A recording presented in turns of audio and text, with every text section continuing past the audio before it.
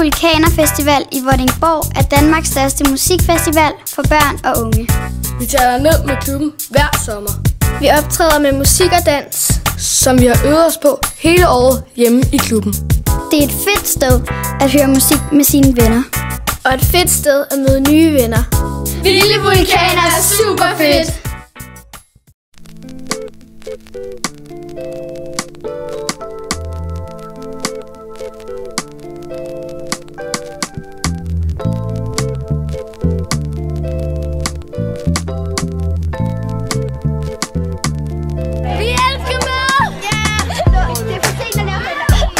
Hvad elsker I mere?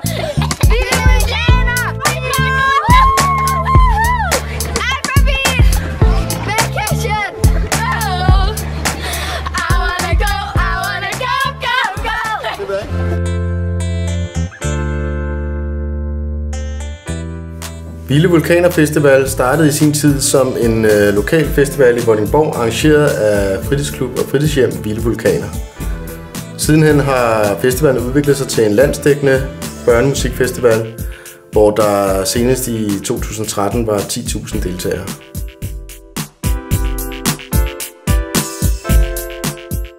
Det at stå på en scene kan give vores medlemmer en rigtig god oplevelse. Det kan gøre for dem, det er, at de får afprøvet nogle grænser, og at de får en god selvtillid. Det med at stå for en større forsamling kan gøre, at de kan bruge det i f.eks. klasselokalet med at stå og holde foredrag for en stor forsamling. Og det gør, at de senere i livet kan få en god oplevelse i forhold til det med at stå foran rigtig mange mennesker. Det, der ellers er rigtig godt, det er, at det er et stort plus i forhold til deres fællesskab. De får dannet rigtig mange gode sociale relationer på tværs af både klasser og andre skolekammerater, som de kender så godt. Så det er et stort plus for deres sociale kompetencer.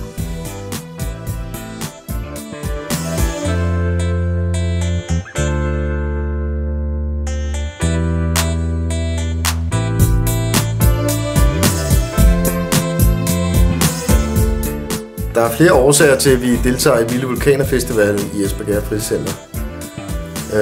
Den umiddelbare årsag er jo selvfølgelig at give de unge af vores medlemmer en festivaloplevelse, hvor de kan opleve live musik, billede af jævnaldrende og professionelle navne sammen med deres kammerater. Og samtidig er det jo et fantastisk forum at møde nye venner og på ens egen alder og være sammen omkring musik.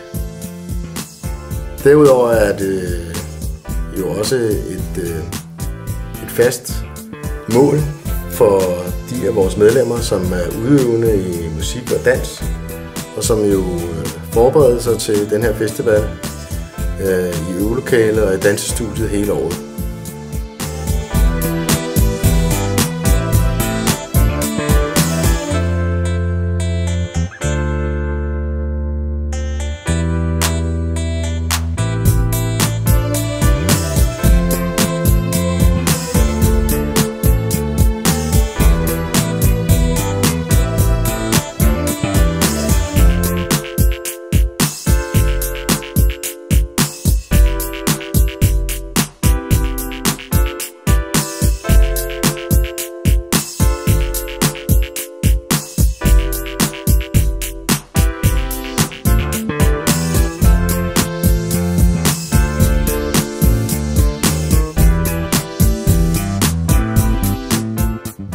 Hvorfor spiller vores medlemmer musik her i klubben? Jamen det gør de, fordi det er en stor interesse for dem, og vi synes som pædagoger, at det er et godt sted for dem, hvor at de får medansvar, de får disciplin, de lærer det der med at være afhængige af hinanden og forberede sig og performe, komme ud og vise, hvad har vi rent faktisk lavet her i øvelokalet.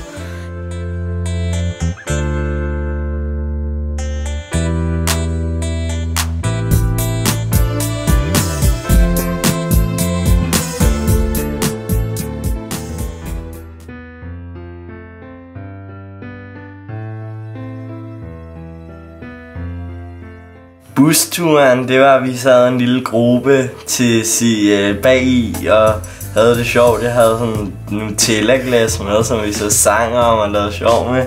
Og Albert, han sad egentlig bare og talte om mærkelige ting. Jeg havde sat på en politisk sang og alt muligt. Ja, det er faktisk ikke engang løgn. Det var ham, der fandt på sangene. Hasselnød, hasselnød. Vi elsker dig, du er så blød. Så vildt godt. Altså, jeg synes, at dem, der optrådte, jeg synes, de skulle have kørt i limousine.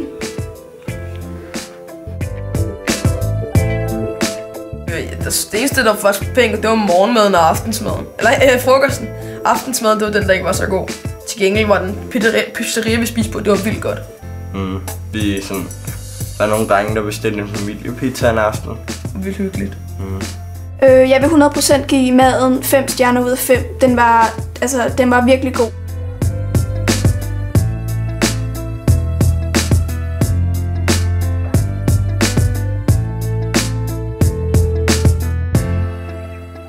Vilde Vulkaner lugter i hvert fald meget telt, og ja, for der er jo så mange telte og sved lugter det af. Og så den kedeligste lugt er det, når man kommer tæt og ind på toiletterne, så er det bare den værste. Det var dejligt, at de blev tømt og gjort lidt rent en gang imellem. Det var rigtig fedt at stå på scenen, og det var også rigtig rart at have Sofia med, fordi så føler man sig ikke så ensom. Altså, det på at stå på en scene ved vi ikke så meget om. Vi var ikke oppe på optræden, men vi stod backstage, og vi kiggede på de andre. Det så vildt fedt ud. Jeg tror, de synes, det var vildt sjovt. Der var i hvert fald nogle af dem, der fyrede den godt af. Teltet, det var ubehageligt. Det var grimt. Det lugtede. Det eneste gode ved det var teltmakkeren, Sofia. Altså, de professionelle kunstnere, som Alphabeat og Infernal og alle de der, med aldrig sådan normalt set rigtigt, de lød vildt fedt, det var vildt sejt, og selvom Infernal havde noget lidt sat sækkepibe med, og så greb sjovt nok ikke en t-shirt, de skød kun 3-4 stykker af, det er virkelig kedeligt. Drengene, i hvert fald bandsene, nogle gange så var deres musik så gammelt, og så kom de hele tiden til at synge med, og så var der ikke nogen, der kunne det. Det var sådan lidt, så blev det lidt pinligt tavset og stille. Jeg valgte at undgå Wafante. Jeg kan ikke så godt lide hans rappermusik. Jeg er meget mere til pop. Sådan noget som Alphabeat og Vacation.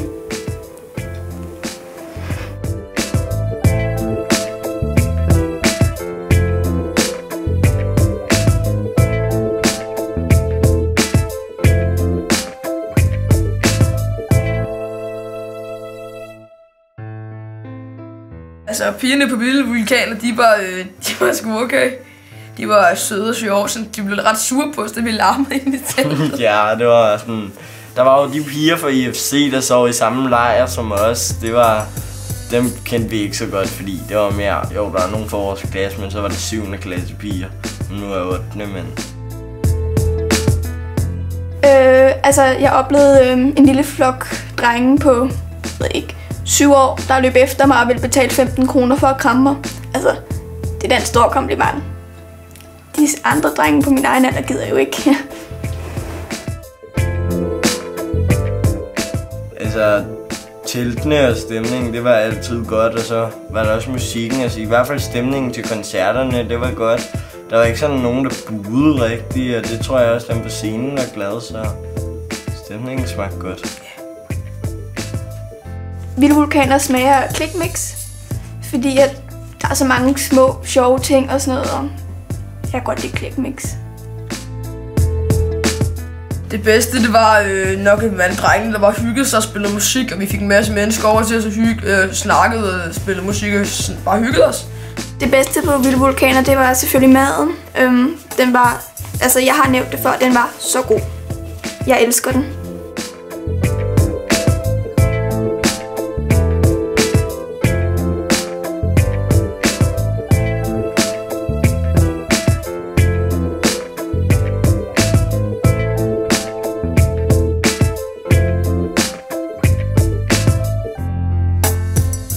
Det var at slå teltene ned. Altså, jeg var ikke så god til det. Og Sofia, hun valgte selvfølgelig at glemme sin klipklapper ind i teltet, da det var, ja, hvad skal vi sige, 2/3 foldet sammen, og vi skulle til at putte det ned i teltposen.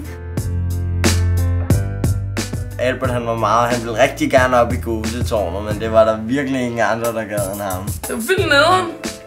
Der var ingen, der forstod, hvorfor han ville op, men det hjalp godt.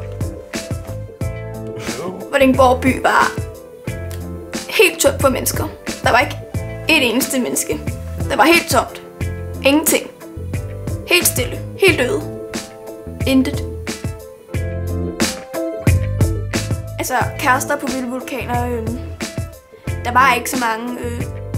Pigerne i mit nabotelt var rimelig desperat efter at få en kæreste, kunne jeg høre på deres skænderi om aftenen, hvor de skændte som drengene inde i det andet telt. Så. Altså, på vilde vulkaner, så der blev andre som andre drenge interviewet, og sådan, på avisen, hvis man så læser noget, så står der med noget skrift, vi skal lave damer. Vi laver damer. Altså, vi skulle lave damer, og det betyder, at de skal ud og få en masse kærester, og masse piger på. Altså, det var ikke sådan, fordi der var mange fra forskellige steder i landet, så man kunne ikke sådan rigtig få en kæreste, men man kunne tale lidt med dem, og så kunne man nok få lidt kontakt med dem efter på Facebook eller mobilen eller sådan noget. Så det var meget sjovt. Vi skal huske få sagt, at vi skal ud og spille i Fredensborg. Skal vi? Det skal vi måske. Det er faktisk Farum. Var det Farum? Okay. Det kan jeg ikke huske. Farum, hvor skal vi det? I hvert fald ude på en gård en fredag aften. Det var det vigtigste. Hvad var det, vi taler om nu? Vi røg lidt vist på vildspor.